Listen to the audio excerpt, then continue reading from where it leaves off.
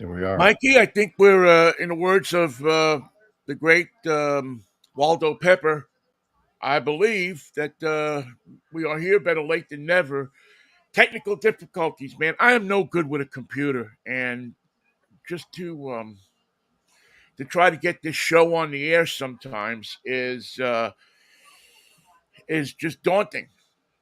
Well, have a daunt and take the rest of the weekend off. Oh, you got to work tomorrow. Take Sunday off and congratulate yourself on doing such a good job most of the time.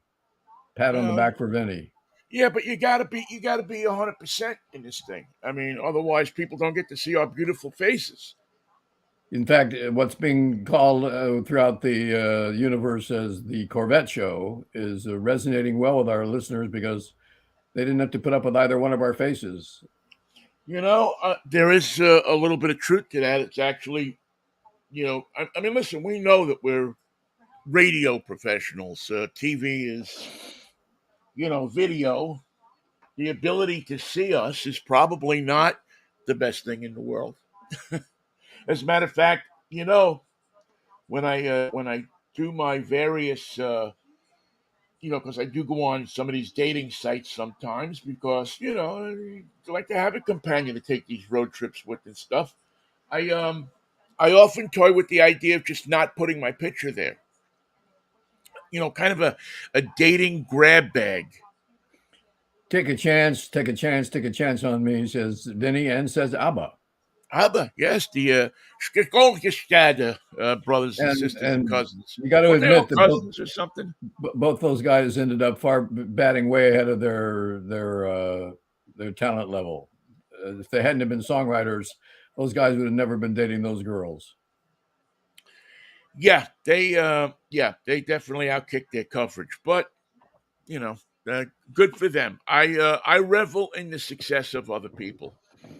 I'm always glad to see other Well, people.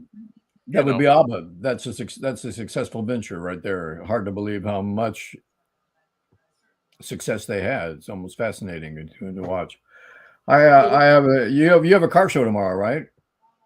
Yes, I do.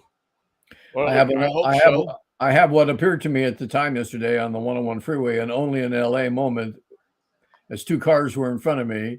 Both of them were a mystery to me. I actually had to get on the internet and look them up to find out what the hell I saw yesterday. In the left lane was a Jaguar F Type, Yeah. Okay. low slung car, looks like a four-door Porsche. I thought it was a Porsche from the back, and then I saw the Jaguar logo and on the front and the back, and I realized that I was dealing with what once was a proud British product. Now I think are they still owned by Ford? No, I think Jaguar is Global, actually owned by um I think an Indian company. getting even with the Empire, are they? Okay, I understand. Well, Yeah, I mean, yeah, and then yeah, of course, I know that land. Yeah, I think it's all owned by I forget An the name of Indian the company. concern. So that was in the left lane, and it was a deep English racing green, a beautiful car with a Oh, beautiful I love that color. with an extraordinary paint job. I thought worthy of the name Jaguar. And in the lane in front of me, the second lane from the fast lane, was a Alfa Romeo 4C Spider, Ooh, a little two seater that was really an eye catcher, and that's a beautiful little car. it was plain white. And those two cars were vying with each other for oohs and ahs on the 101 as we were traveling on a sunny Thursday to be the Commodore and the Tutu that we our professional duties as grandparents. So I may be stretching the truth to say only in LA, but only in LA yesterday did I see those two cars next to one another, making quite a scene on the 101 freeway, and both of them beautiful. And I think I'm with you, Vinny. If I had to choose which one I was going to drive away with, I'd take the Alpha. I'm a big Alpha fan. Maybe a little of that has to do with the Italian connection. I would never go up against that, but You think Alfa Romeo is slightly Italian, do you? just a bit. But I'm just always thought, the big problem with Alfa Romeo has always been um, recognition as a brand, because it is kind of a rung lower than the Ferraris or the Fiats or the all of the other Gran Turismo Omologados that are out there. But Then they're yet no they've They're made not fine race Lamborghini. cars. You could put about three of them in a Lamborghini. They're little. And yeah, and I've always thought, from the little convertibles that they actually learned how to drive stick shift on one back in the 60s, to the cars you see today, the Tonale, and the other different cars. A lot of people don't like them. They have a bad reputation. I think they're great cars, except when you got to get them fixed. It wasn't so long ago that they wouldn't sell them in California because of the smog conditions. They were making them for a European audience only. Yeah, yeah. It is. Well, I think there's a number of cars you're going to see are going to disappear from uh, our shores because they're not going to make either not going to go with the times and make an electric car, or they're not going to be able to get their car to meet those standards. So, but everybody's trying. I mean, it's really an exciting time right now, and I haven't driven the Tonale yet. I think I'm saying it right. Tonale, I believe, is the uh, is the spelling, The but model name. yeah, it really is. It's a spectacular looking car, and I drove one about a year ago, year and a half ago, and just found it to be a very engaging, very fun, cool car to drive. Again, I'm finding them around LA in increasing numbers. And the interesting thing is people are not buying the traditional red. They're going for the new colors that they have. They have blue, they have green, they have white, they have a variety of colors. yeah, they had a And they had a green that was yeah, really incredible looking. They had it on display here last year at the Seattle Auto Show, and it really was a stunning car. The lines and everything just worked so well with the color. I saw one of those on the road. And it was a SUV type. Yeah, they're I love them, and they have and I always love the fact, and maybe this is again my background, but it's an Italian car, but yet the symbol for the car on the fender is a four-leaf clover, so it has the Italian and the Irish in. And don't forget the dragon circling the St. George, who's holding onto the cross and is being consumed by the dragon that wraps his silvery lizardy body around the cross. Yeah, how could you forget that? Especially the way you described it. It sounds absolutely scary. There is a crime being committed in the logo. If I were to tell you or ask you what was your first car, what would you say? Volkswagen Beetle. Okay, if you were to ask most women what their first car was, what do you think they would say? Toyota.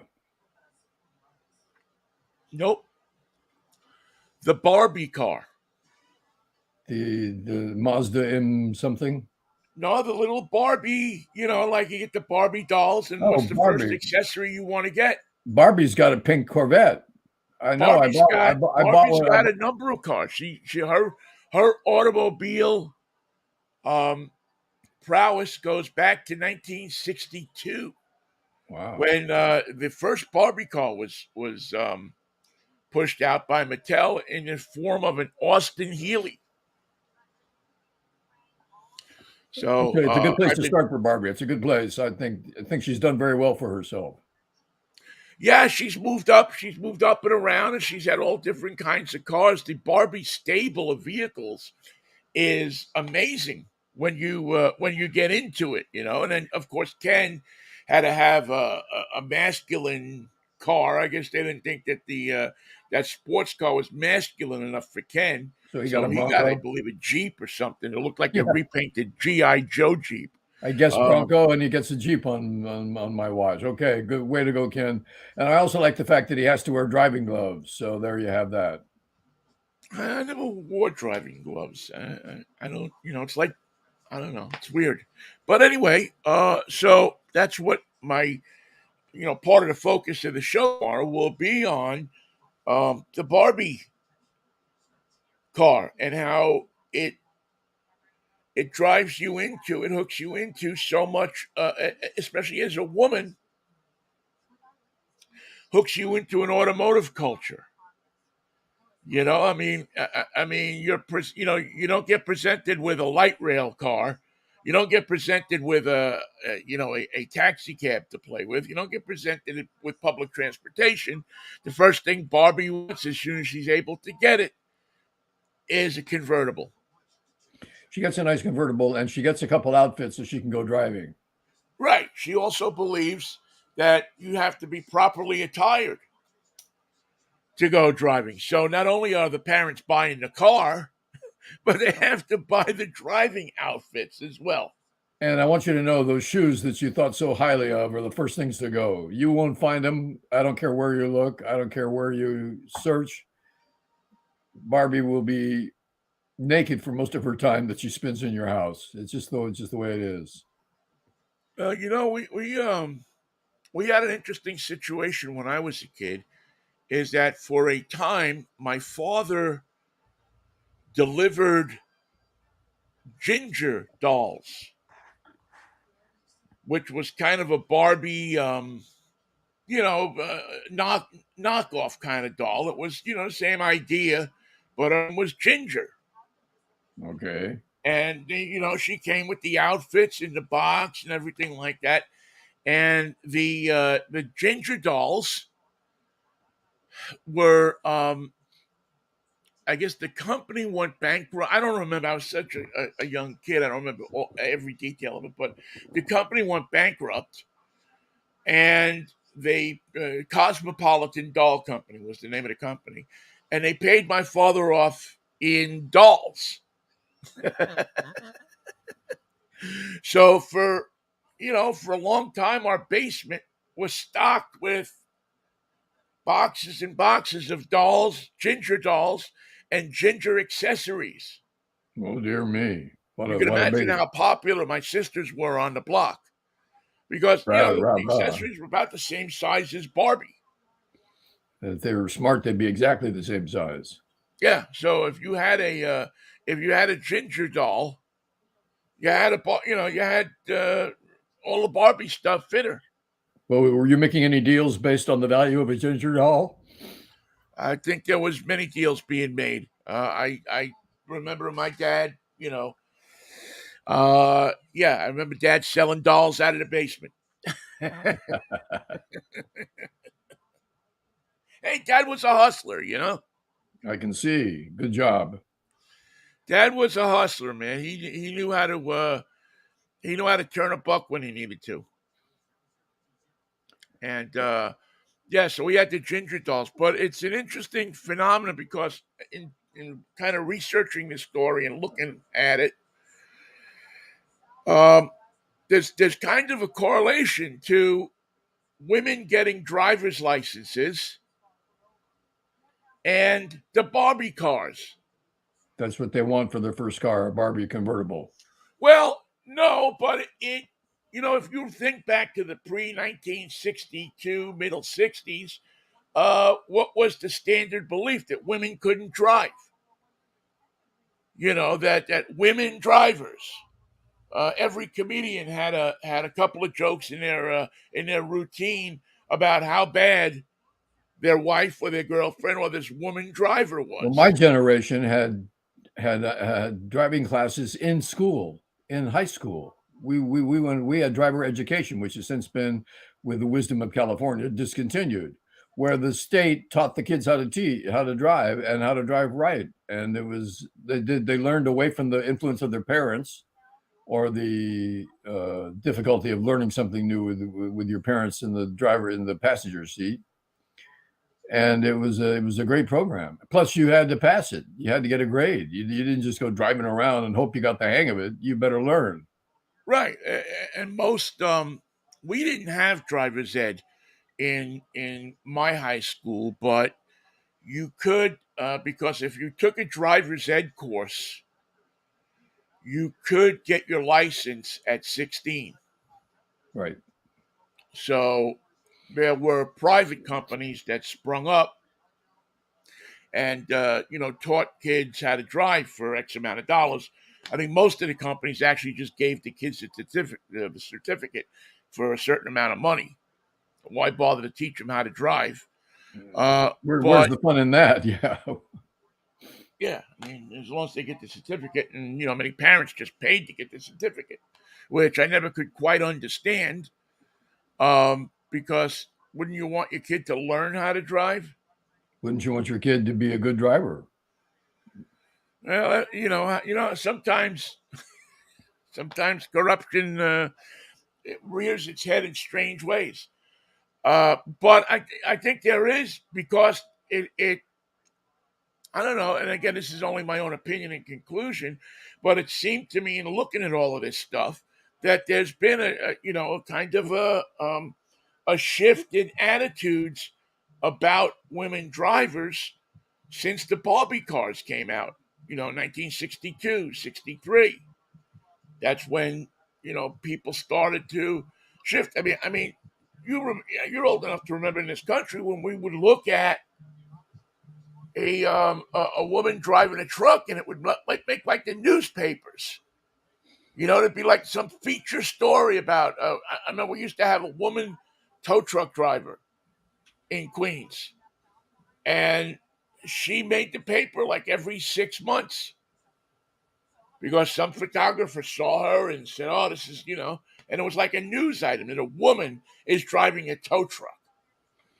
And while you're making fun of her, she hooked up your Spider Alfa Romeo and towed it downtown. Towed it away, took it downtown, took it to her garage, took it wherever she was going to take it. So, interesting little fact that and stuff that that's what I enjoy about doing the car stuff or baseball or any of the different things that we do stories on is you start to research stuff and look at stuff. You find stuff, right, that you didn't, not that you didn't know, but that it enlightens you a little bit. It makes you a little bit smarter, I think. One thing I remember about women drivers is the girls that in my high school drove. A lot of them drove to school, and I think whatever sexual line that divided men from women and their driving habits started to break down then because we weren't very far from the summer of love. By the time we got through that, nobody cared what you were driving or who you were or how you got there. A lot of the preconceived notions about the differences between the sexes started coming apart in the late '60s, Yeah, and it was a good thing. yeah. It was always very We're trying to you put know all those things back in the bottle down in Florida, but I don't think legislation is going to get it done. yeah. Sorry. I don't. Yeah, they may stick a couple of sticks in the gears to try to stop it temporarily, but you're not turning society back to 1950. Although I think we have many people that would like to try to do that. Um, Well, there's a preconception. There's a fanciful idea that things are so much better in the Eisenhower years, and if you were a angry white guy, they were a lot better for you. But the world has right. caught on to the game of the angry white guy, and his constituency is coming apart. His game is understood. His reasons for being there is being rejected, and he can be angry and white about it all he wants all day long for what they care. He can live in Wenatchee or he can live in Florida, but the fact is the world has changed, and nothing makes an angry white guy angrier than the world changing. Yeah, because the angry white guy tends to think that whatever the change is going to be bad for him. And without his permission. No one ran this by me. When did that start happening? Yeah. Well, and you know what? You really see that in this case of Tommy Tuberville. You Good know, God. the clearly the dumbest senator we've ever had in the history of the United States. I'm calling him Cracker Junebug just for now. I mean, you know, it's one thing. It's one thing to be a cog, you know, be a gear and or have a machine, and you're trying to stick something in there to stop the machine for a minute. But he doesn't only want to stop the machine; he wants the machine to come to him. No matter the harm. That's a No, quote. no matter what, it doesn't matter. I'm the football coach, and you will run this the way I want. You will run that play the way I want. It may be totally the worst thing we can do, but you will run it the way I want to run it because I'm the coach. And the He's neither a coach, audacity of neither a him, coach or a senator. yeah, the audacity of him to say, "Well, the military has to call me, the president has to call me." I mean, could you imagine 10 years ago a junior senator, a first term politician, a congressman, or anyone getting away with something like that? And your enemy turns out to be the U.S. Marines. Now, think about that before you go any further. That's who he's picking on. He's picking on the U.S. Marines, and he's picking on the number one Marine, the commandant. And he's saying what you want and what you do for a job means nothing to me.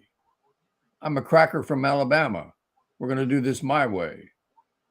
Now, that's somebody who doesn't know anything about the Marines. That's somebody who's going to find out, maybe in a interesting way, exactly what it's like when you challenge the Marines to a fight, and that's what he's done.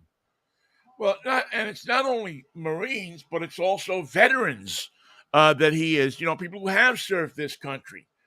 And listen, I realize that it's on a subject that people debate. That people say, well, you know, should we be paying for that? Should we not be paying for that? Should this, that? Listen, it's been paid for. It's the way it's been. You know, if you want to stop it, introduce some other bill or something like that. Get a consent. Get some people. But nobody's with this guy. No, he's Doesn't. I take that back. Somebody's got to be with them because he couldn't be getting it done like this if he didn't have a Marjorie Taylor Greene or somebody with that much power behind him. How the hell would Marjorie Taylor Greene get the power that she's got? well, she doesn't have as much as she used to, does she? She had a bad week. Yeah, she got taken out of one thing, but she still apparently wields enough power with the Speaker of the House, McCarthy, and other Freedom Caucus people to be able to affect policy and voting. Well, Who she's on cares the if out. she has the title? She's on the outs with the freedom policy people. She's still got the speaker on her side, but soon her influence is going to be waning because she doesn't have associates. She can't sit and talk to Marjorie Taylor Greene all day because, as you know, she doesn't listen. Yeah, well, it's just it's amazing to me though. It really you know, in following this and looking at this, it's bizarre to me that Tuberville has gained this much power in such a Well, that's short amount of time. It's and I don't know if the media is making him more powerful, if the conservative caucus, I don't know who's making him more powerful. I don't think anybody, Vin. I think what we're just seeing is he is visually in the news. He's found something to latch onto. Tommy is not a very sharp knife in the drawer. Oh He's no, he's the dumbest. He may be the dumbest thing anybody's ever elected to a public office. He's not impressive in his speech or his demeanor. He can't tell the difference between a citizen and a white nationalist. He doesn't know the difference between just a Republican and a racist. So the poor man is left to take on the Marines, thinking that was a pretty good idea. Who's these U.S. Marines? I'm going to take them on. Well, I wouldn't. Yeah, it's and that's what leads me to think that there's so much more behind this than we're seeing. Whoever's advising him, whoever's telling him to do this. This is not something that Tommy Tuberville came up with on his own. He doesn't look like he could come up with how to get to the freaking Coke machine on his own. Well, no, that's hard because you got to go down there and take a no. Wait, it's a thing. What do you call it? The other You got to left. go down the road a piece. If you ever get driving instructions from Tommy Tuberville, you know what I'm talking about. Yeah, you'll find it. It's just right. What do you call it over there? And then take a right. I believe it's a right. Bear left and take a right. You'll see it. Yeah, you can't miss it. It's right next to the dry cleaners. They have my suit. Damn, I forgot that. Bob, would you have a Marine go get it? Yeah. If it comes back a little wet, you may have an idea of what the Marine semper into it. But yeah, I mean, to me again, it just shocks me at how much this one person, this 6, what is he there, 6 months, 8 months, has how he can affect so many people's lives negatively. I mean, these people, um, you know, they're waiting for assignments. They got kids they got to put in school. He's holding all of these soldiers, generals, and all the different ranks. He's holding them all hostage because of his personal belief. Well, I'll just believe it. That's all. I just believe it. The thing that didn't get said in his myriad of things that he threw up in that interview on Monday night. A couple of times he said that, well, this is a Christian nation. Well, that's what he believes. That's what they told me. God damn it, Vinnie, that's what they told me. It's a Christian nation. This nation's not open to Jews, or it's not open to Muslims, or it's not open to people that don't believe. No, this is a Christian nation.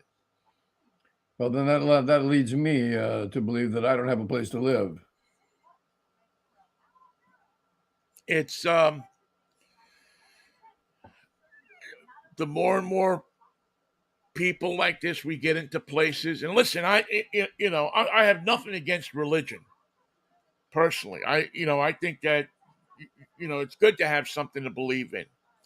But when you start to legislate, when you start to vote, when you start to do things that are based on your religious belief as opposed to what's good for the country, a country that was founded on what, Michael? The basis of religious freedom. The separation of church and state. And the reason for that is not problematical or theoretical. It was the way England and the Church of England operated. It's the way Europe and the Roman Catholic Church operated for centuries. The two worked together, hand in glove. It was the way they operate today. You were never facing one; you were facing two, and now here we go. Now we got the Supreme Court stuck up some religion's black robe. Yeah, I mean it's the way England is run today. It's still when you crown the prince, the king, how do you do it? You do it through the Archbishop of Canterbury, right? That's right. The head of the Church of England has a word with God, and God always approves the king or the queen, whoever it is, as long as he Except gets. for what's his name, right? Well, he had to abdicate, Edward. He was going to make him king too. He made him king. He just couldn't hold it. Couldn't hold on to him because he made him a king, but he just couldn't agree. He had something else he wanted to grab instead. He loved that nasty woman from New York. God knows why, but there she is. And it cost him his kingship, his kingdom, his king. They sent him off to wear Bermuda shorts in the Bahamas and open up supermarkets. Yeah, here you go. There's a new Dairy Queen coming up on Kingsbridge Road. Why don't you be over there at 2 o'clock on Saturday and hand out these little crown keychains? How do you do? How do you do? Yes, yes, I was king. That's me. I was king. I was king, but I gave it up for love. Well, he gave it up. I don't know what the hell happened to him, but Well, probably just as well. he lived a long life in New York City. And he and his wife were in the 1930s fully prepared to endorse the works of Herr Hitler and all his assistants and members of the Wehrmacht. Yeah, there was I guess there seemed to be. I remember when I was a kid, anytime they moved, it would be on the front page of the Daily News. And I didn't understand why or anything what was going on, but I do remember that my aunt and my grandmother hated him. I mean, Wow. they talked crap about him and that woman, and I don't know why. I don't know if it was because he was a Nazi sympathizer or what. I don't know what the whole what the deal was. I was too young to even realize it, but I certainly remember when his picture would be on the front page of the paper, or you'd see that or he'd be on TV for something. That they just were relentless in their dislike for him. Spit on the ground and stomp on it. Yeah, yeah, Woolerton.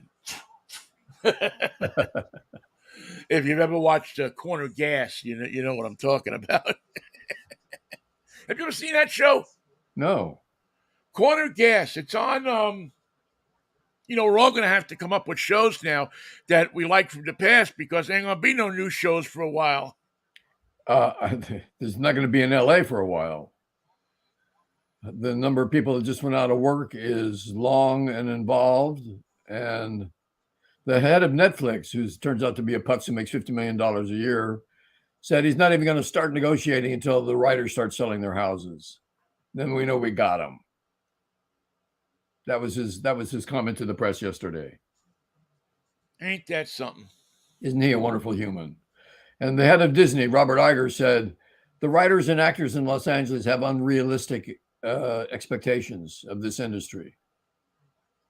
It's been very good to me, Robert Iger. Yeah. Walt Disney is dead, but he still writes checks to me, Robert Iger. But for all the people who work for me and put these shows together and write these cartoons and are the stars of my movies, let's be serious. They're not stars. We made them available to the public. Now we're making them unavailable to the public. They think that they've got a right to a contract. I think I'm proving today that they don't. Now, do you want to talk about business? Because that's the business I'm in. Not making movies. Yeah, I mean, it's it is kind of. I mean, it seems to be, and it's always weird to talk about this because it's like talking about baseball players. Who cares? It's millionaires against billionaires. But as you so rightly pointed out a minute ago, it's just the millionaires versus the billionaires. It's the grips and the lighting people and the janitors to clean up the stages, the craft service people. And the electricians, the IATSEs. Yeah, the all of the different people that it takes to make one of these things happen. The hotels, the restaurants, the agents, the agencies, everything. The whole town is running that way. And I remember in 1998, it was the last time I spoke. There was a man downtown who did the budgets for Los Angeles. He would every year put together the economic footprint of the entertainment industry in Los Angeles or California. And it was in the 1990s, it was already $30 billion. Well, now it's more than double that. And it's not just people driving brand new Spiders and Jaguars. It's everybody putting the show together, editing it, mixing the sound, turning on the lights. The Teamsters are a big part of entertainment because they drive everybody to and from every truck that runs from the studio to the site is run by a Teamster driver. There's actually the place that leases those trucks to most people are is located in Pittsburgh. Wow. Haddad Services. It's a guy that started by renting trailers to movie production companies and grew the business into, I mean, they virtually rent every dressing room trailer that you'll see, location stuff, camera cars, all of that stuff for the movie industry. Haddad. Haddad, they rent it. I've spoken to Mr. Haddad on several occasions. I mean, I got to know the guy a little bit. Um, and it's just always been interesting. I mean, it's funny that you have this firm in Pittsburgh that runs, and they run it all in New York, and they run it all in L.A. Now I don't know how they got this, but it's a hell of a, it's a pretty good gig because Well, they LA, make LA, is- millions. LA is competitive, but if you have a lot of trailers and you want to rent them, this is the place to rent them. Well, it's competitive to, probably more competitive today than it has been in the past. But, a lot of these things are done on a handshake yeah, okay, we use you. You're my cousin Billy or whatever. And we use Right. you. You know how that Right. works. Oh, yes. It's not who you know. It's not what you know. It's who you know. And excuse me for yelling. Same thing with all the craft services and the people who do the catering for all the events and feed the army it takes to make a television show. Yeah. Um, the casting directors will be okay, but the people that work for the casting companies, the extras, all of these people, people that make, what does extra make, $200 a day, whatever it is. Maybe in LA it's more now, but in Pittsburgh I think it was $200 a day that you made for being a union extra. Probably less in LA. But one thing that they're doing right now is with the AI backgrounds, they can film you one day call, you work background for the film. They can use your figure and your likeness and your background character in perpetuity throughout the universe with no pay. They paid once. They paid you once. They're not going to pay you again. They're never going to call you again. They're going to Right. use you in reality, altered reality. And it eliminates, for many people now. I don't know. I've gotten a couple of residual checks over the years, but there was a time when I was getting a check or two a month from different things that I had done, different commercials that I had done, especially for the guy in San Francisco. I did a bunch of commercials for him, and those checks were coming. They weren't big checks. They're $13, $18, $12, something like that for a different market that they used the commercial in. But now you don't have that anymore. That's going to go by the wayside. If they can take your picture once and stick it in any commercial, Yeah. who's to say that they can't use it 10 times in 10 different commercials where you would have been called back 10 times and made 10 times that amount of money? Now you get the one call and they use your figure, your likeness, however they want to use it. And they paid you for the first one, so they never have to pay you again. Yeah. I mean, I see the union's point. And the sharing of income. I mean, again, you have a business where the guy who's making a statement of we'll wait till they sell their houses is making 50, 60, 70, 80 million dollars a year. Plus, you first. Okay. You want to sell your house? You want to talk about selling your house? Tell me how you feel about this a year from now when the decisions you've made this week regarding writers and actors is going to affect everything you do between now and a year from now. When you do, and that period is going to be just selling off product, trying to make deals for subscription. How many new customers do you think Netflix is going to get with no new product? How much? None. Good, because now you can go to Cozy TV and you can watch old reruns of Andy Griffith, and actually watch some good television instead of having the crap they put out today. What you are going to get, though, is a lot more reality shows. And what you are going to get is a lot more game shows. Those people are after a talent, though. What? Any reality shows? No. No, after representation. Nope. No. Those are, I think, under the contract, if I'm not mistaken, uh, those are news type programs. Where the people So fair are, use. yeah, fair use. So I don't. I think.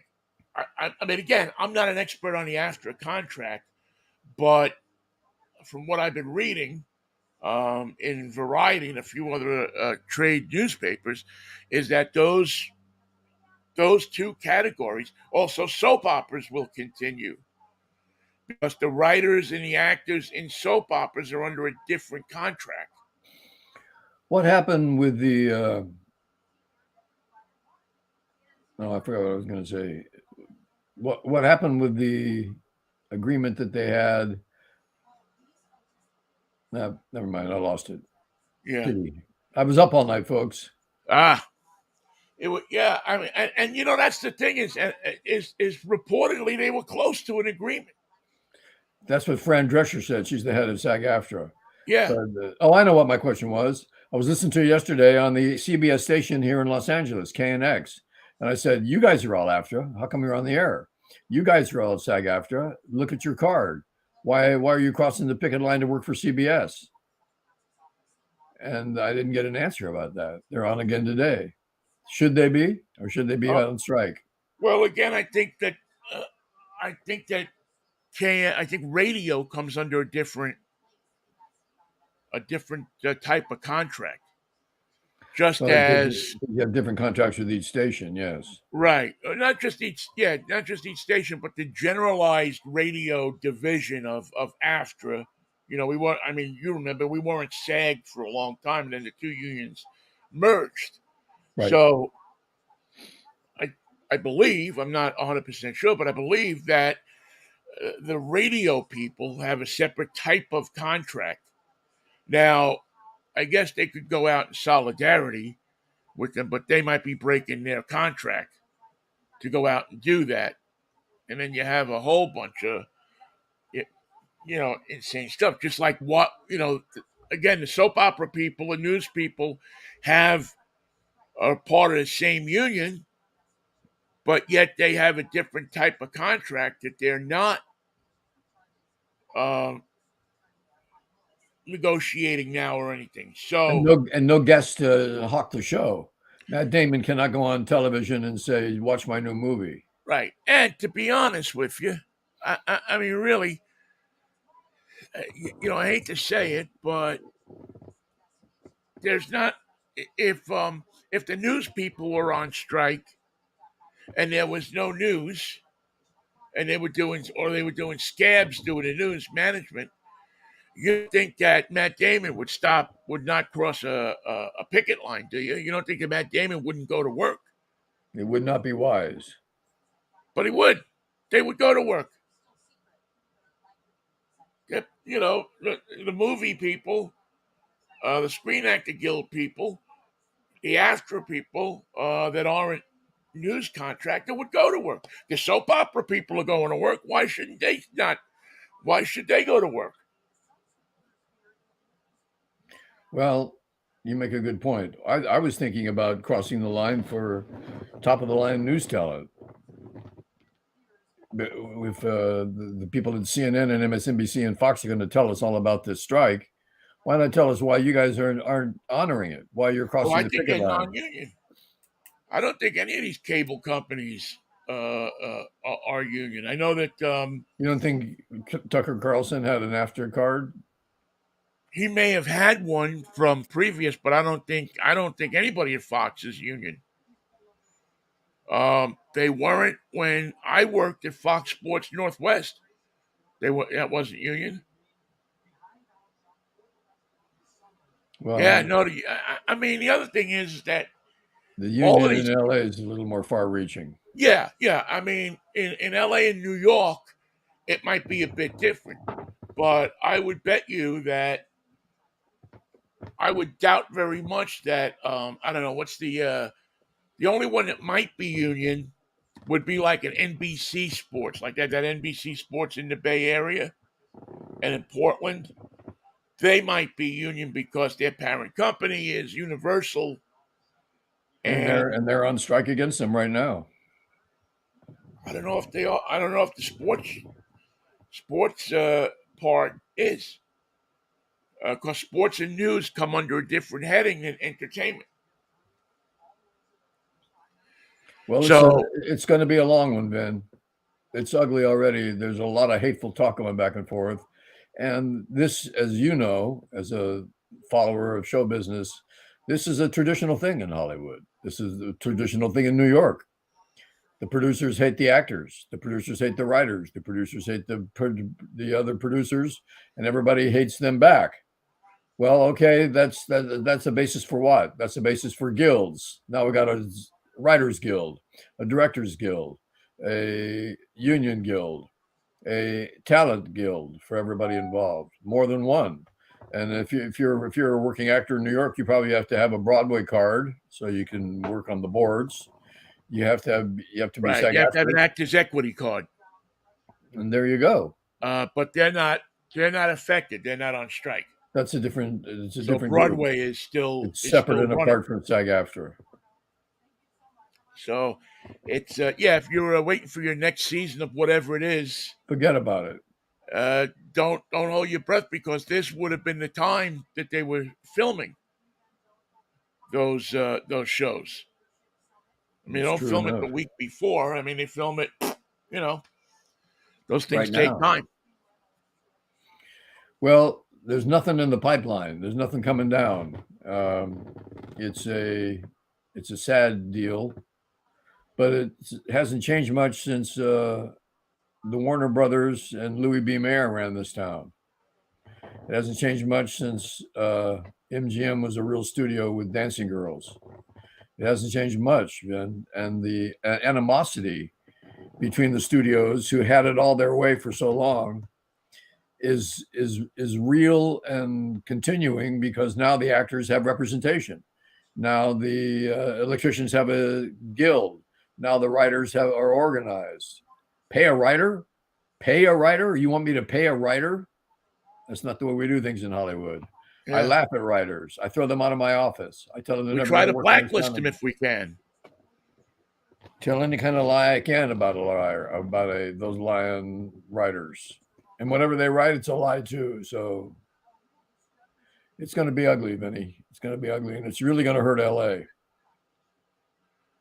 Yeah, and of course, as you notice, there's probably a lot of people that don't care, but you know, it's another sign of the weakness or strength, depending on how you look at it, of unions in this country and how far down the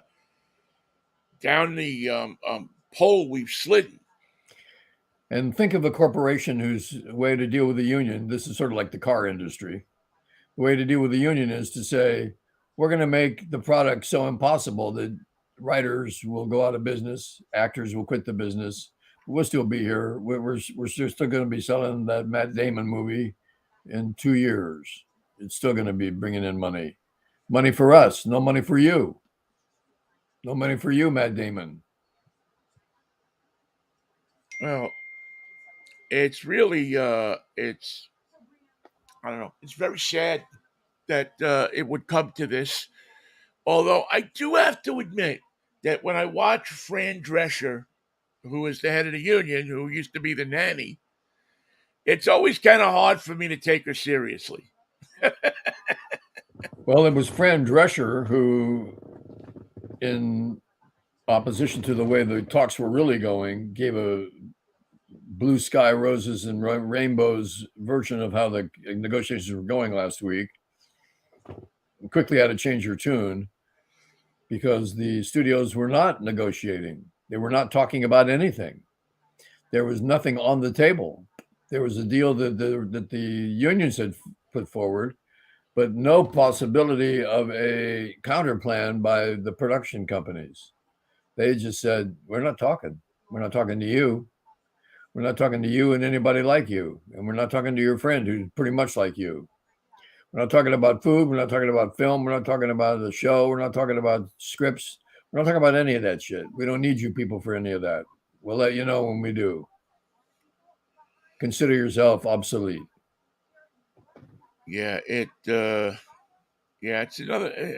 another sign that the rich hold the cards. You know, the line that I heard, Vinny, which you'll hear again in your lifetime when you're involved with a labor dispute next time, is that the actors and the writers were the ones responsible for all the bad news in Hollywood. They're the ones who had gone on strike, had lost their jobs, had no guarantee on when they were coming back. They're the ones who did this to themselves and to our industry, our beautiful television industry and film industry. That's what they did to us. And the hardship now is theirs to bear because they wanted a fair contract. We're not in the position of being fair. We're not in the business of being fair. And we're not interested in being fair. We're interested in doing the show as cheaply as we can and screwing you over as best we can while we do it. Right. Where did you get the idea that this was supposed to be fair? It ain't going to be fair. Right Yeah. now, you're out of work and I'm not. So there you go. I mean, who told you that this was going to be fair? This is I'm not. being This I'm is being not going paid to to be do fair. nothing. No, it's not going to be It fair. hasn't been fair when my uncle, my grandfather, was, auditioning people on the casting couch. It wasn't fair then. It's not fair now. It wasn't fair when we decided that we wouldn't pay you and use your image in 50 markets, and we told you we were using it in one, but you had no way of knowing unless you were traveling there that we were using it in 50 markets. And we're sorry about that, but not really. So Yeah, we're not that sorry because maybe we'll pay a fine. Maybe we won't. Maybe we'll, if we get caught, we'll, make restitution. But how many times are we going to get caught? We do it 50 times. Maybe we get caught once. So there's no solution on the table here in LA, not for either one of the two strikes. No solution whatsoever. A lot of bad blood, and it's getting badder, getting bloodier. So it's not good for our industry, Vinny, because it reveals how much mistrust and ill will there is between the parties. Well, it's. I mean, it seems like it's been like that for a long time. Well, listen, Since the talkies, since the advent of we, sound. yeah, I mean, we're in an end of the industry that probably still has the most amount of mistrust and deception. I mean, where do you find more mistrust and deception than in a radio station among management and um, the people that work there? In fact, if you You work at don't. a radio station, after you've been there a while, ask the general manager, "Where's the hateful shit that's going to fire me?" Oh, that's me. Well, when is the last time that you can remember when a union even even stood up for somebody that got fired from a radio station? I mean, I've been fired three or four times. Forget how many times I've been fired. Never once did I even have a union representative call me and say, "Are you okay?" You didn't Never, care, never, and it never will happen. never. The only time I ever got a call from a union rep is when I didn't pay my dues on time. Then I got a call from somebody, and I got a call from somebody when I moved to Pittsburgh because Pittsburgh is a union town. I got a call from somebody at Pittsburgh who said, Get your card. "You Come will on. now direct your welcome to Pittsburgh. Send your dues here now." Yeah, you're local. We got you. CBS is under contract with us. We'll send you a copy of the contract, for which I don't think they ever sent. But then again, I wasn't involved in that because I had a personal services contract. So although we were union members, you still had, there were things that you went to the union for and things that you didn't. All in all, it's a relationship between radio stations and personnel that's built on mistrust, on lies. How many times have people been told, "Oh, you're not. Don't worry, you're not going to get fired," and then a week later you were in the office and the memo was going out, the famous "We wish him well in his future endeavors. But he's left the building. Right, exactly. It's been escorted out of the building. How many times? Again, it's you know, it's not a union where people are gonna. I don't know. It'll be interesting to see because again, the people that are going on strike tend to have a lot of money here. But the people, the ancillary services people, don't have a lot of money. A lot of them are living paycheck to paycheck. Some of them go 6, 8 months without a job. Some of them go 2 years without a job. We put these people in a show environment on a 15-hour day. Why should we feed them? What the hell is feeding them? It's a contract that makes us feed them. And if we had our rights about that contract, it wouldn't exist. We wouldn't be feeding you. You'd be feeding us. Yeah, you'd be running down to the deli. I mean, the whole idea of craft services is to keep the people on set, right? That's right. And you 2 more takes and then we'll eat. Yeah, I mean, anytime I've been on a set, I always thought that was the idea. Otherwise, people would be running around, and the cost of not being able to do a take when you need to do it, or to to film something when you need to film it, is a lot more than the cost of having putting up a couple of boxes of Fritos and a cooler full of Coke. Now we can't do what Uncle Mush told them to do. You do it, or You do it. It's a very strange it's a very strange thing. And most people, again, it's like the baseball strike. Most people aren't going to care because it's millionaires versus billionaires. and to save Uh, money. Who ever heard of a business plan that in order to save money and to secure a fair contract, you go out of business? yeah, it doesn't make a lot of sense, does it? But we'll see what happens. Uh, it looks like there is extremely bad blood among everybody. Doesn't look like it's No, it's not anybody's going fair. to settle this thing soon. Maybe maybe at some point we try to get Ken Levine on to talk to him because he's involved on both ends of it, right? Because he's a writer and he's an actor. So maybe we can talk to Got him a some little bit writers in more the about it. family to see if they want to talk about it. The good thing, Michael, is that baseball season gets cranked up in earnest. It's not late, but it ain't early. It ain't, And yeah, exactly. It ain't late, but it ain't early anymore. come on, you damn San Francisco Giants, win me. Let's do 10 in a row.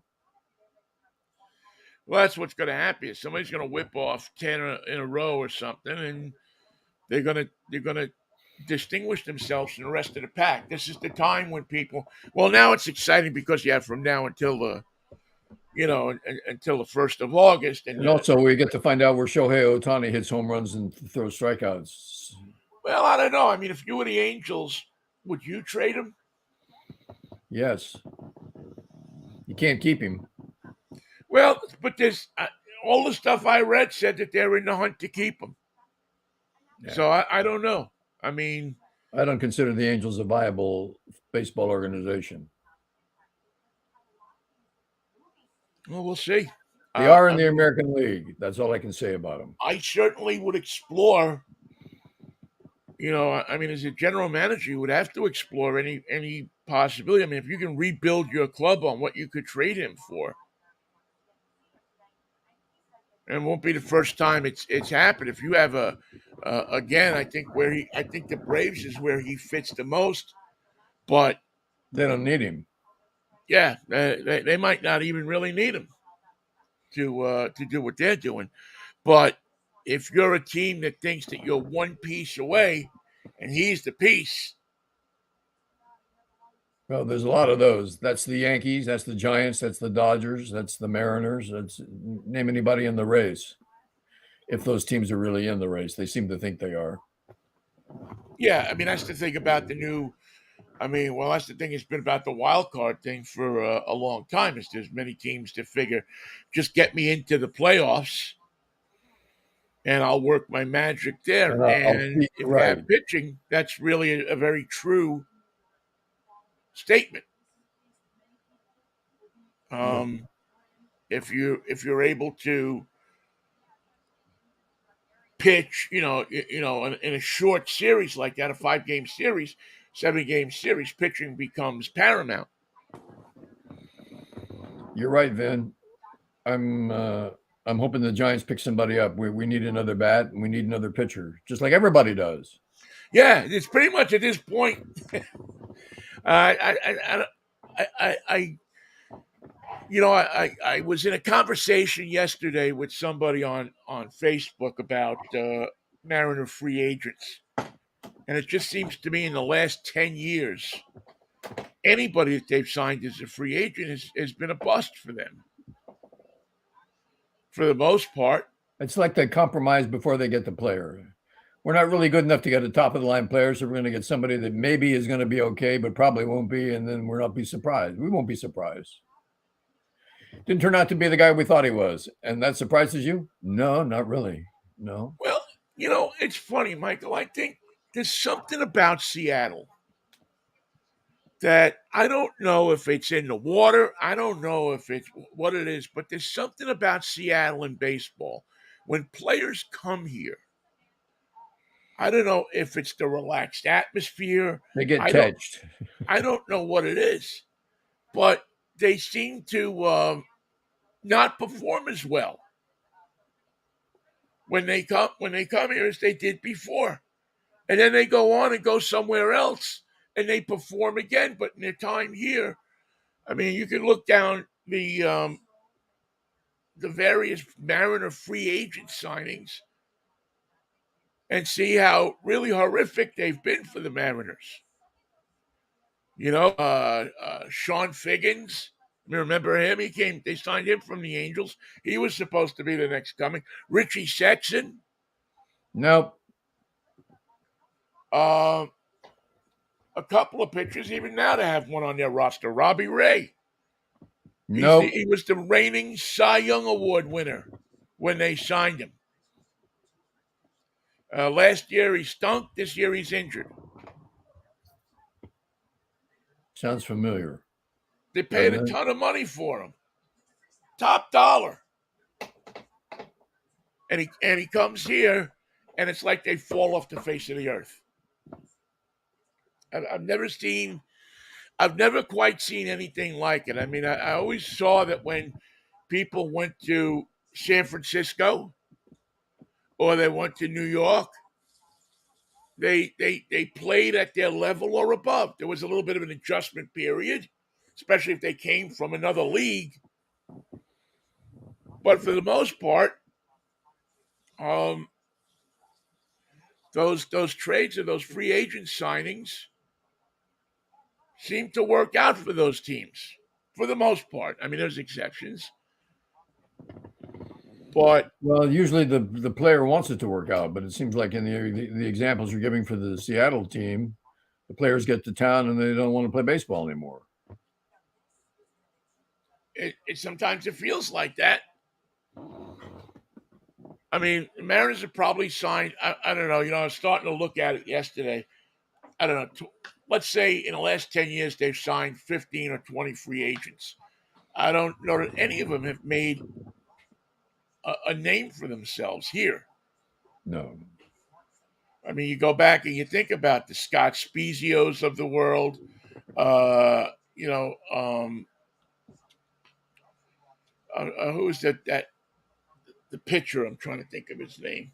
He came here and he stunk. There was a couple of pitchers that were like, top line number one starters. And they got here and there was one guy that was so bad that they traded him like halfway through the season.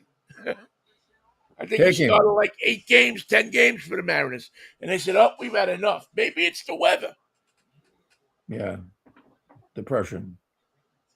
No, the weather.